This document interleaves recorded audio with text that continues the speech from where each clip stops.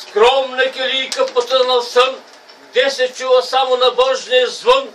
Един монах, тъмен, непознат и бледен, пред лампа жумяща пишеше наведен. Що ли драскаше той там обмислен един? Житие ново, нов ли Дамаскин? Захванат отдавна, прекъсван, оставен и пред кандилото посред нощ пак залавен. По личби ли Божи пишеше там, слова ли духовни измислише сам за някой чудотворец.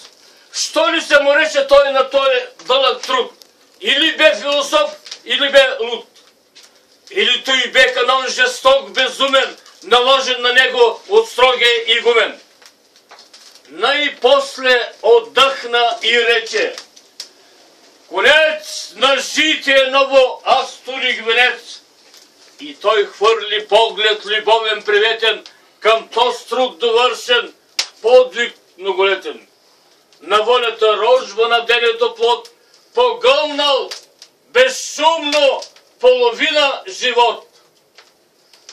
Житие велико, за което той забрави всичко, дори и небето.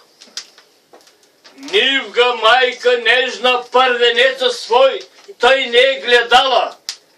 Ни младият герой първите си лаври, ни поета мрачен, своя идол нов светлозрачен.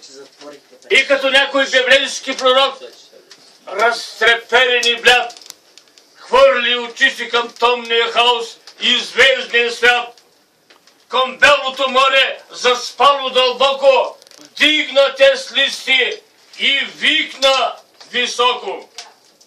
От днеска нататък българският род история има и става народ. Нека той познае от моето писание, че голям е бил и пак ще бъде, че от славния Будин до свети